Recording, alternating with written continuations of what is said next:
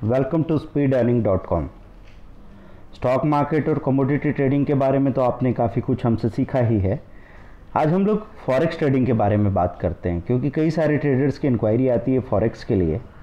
Forex में भी काम करने के प्रिंसिपल सेम होते हैं, बस हम लोगों को ये चीज़ देखनी है कि हम कैसे फॉरेक्स में इजीली काम कर सकते हैं। ट्रेडिंग प्रिंसिपल और एनालिसिस कभी नहीं बदलता।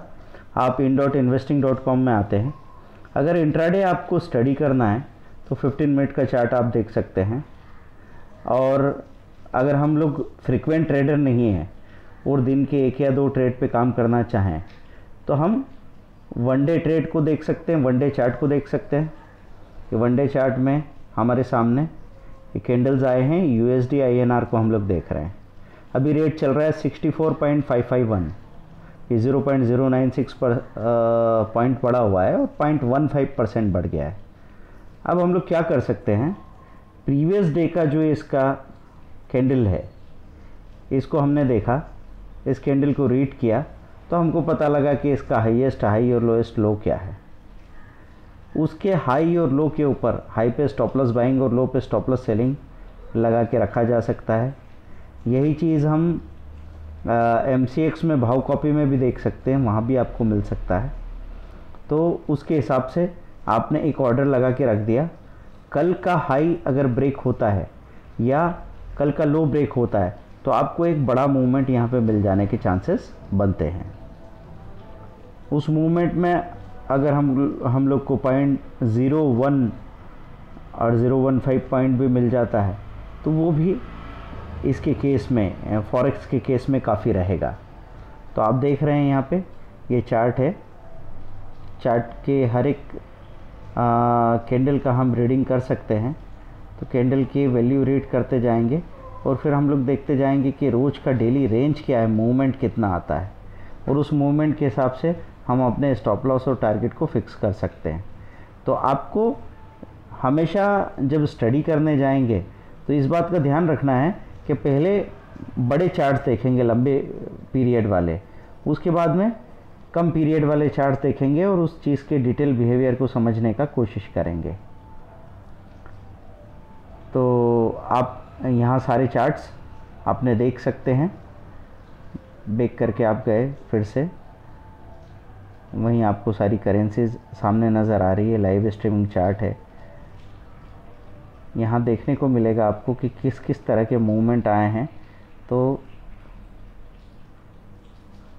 ये पर्टिकुलर टाइम पे यहाँ पे एक सपोर्ट बना था।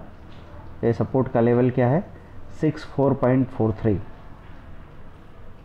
तो 64.43 और ये यहाँ पे एक छोटा सा और स्पाइक टाइप है, तो ये 64.425 ये अल्टीमेट लेवल है। अगर इसको तोड़ देता है तो फिर एक नई गिरावट आ सकती है।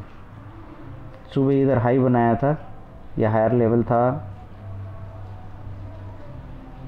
64.50 का। इस हाई का वैल्यू आप चेक करेंगे और इसको तोड़ के फिर एक नया मूवमेंट आया। तो इसकी वैल्यू कितनी थी, इसकी वैल्यू रही है 64.555 और अब ये यहाँ से 575 तक चला गया है। 0.020 पॉइंट का मूवमेंट आ गया है। अब हम इसका 1 वीक का चार्ट देख लें। 1 वीक का सीन क्या है, आपको यहाँ पे टेक्निकल समरी में नज़र आ रहा है किस तरह के सेंटिमेंट्स बन रहे हैं। तो पिछले हफ्ते भर से थोड़े उछाल के बाद में गिरावट बनी हुई है। 1 मंथ और 3 मंथ के चार्ट में जा सकते हैं। हम 3 मंथ के चार्ट में जा रहे हैं। 3 मंथ के चार्ट में हमको नज़र आ रहा है अभी भी बाय सिग्नल बताया जा रहा है और 3 मंथ में एक नया डिप बना के नीचे सपोर्ट को टेस्ट किया और अब ऊपर जाने की कोशिश कर रहा है डॉलर। 1 ईयर के चार्ट में क्या सीन बनता है, तो ऊपर हाई बना के, ये हाई बना के वहाँ से गिरना शुरू किया तो लगातार गिरावट जारी है और साल के न्यूनतम स्तर पर अभी चीज़ें चल रही है।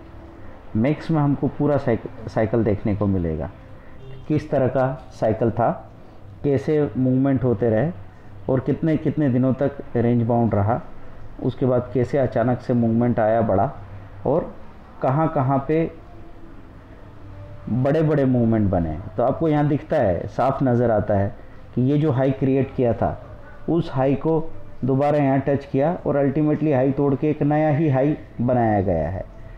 तो ये चीज़ें देख के आपको पूरा आइडिया मिलता है कि किस तरह के शॉर्ट टर्म, वीकली और इंट्राडे मूवमेंट रहते हैं डॉलर्स में।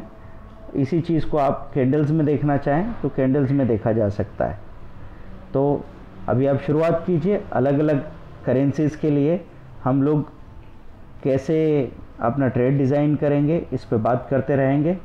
करेंसी के लिए भी ट्रेनिंग कोर्सेज शुरू हो चुके हैं, तो उसका भी फ़ायदा उठाया जा सकता है। Thank you very much, bye.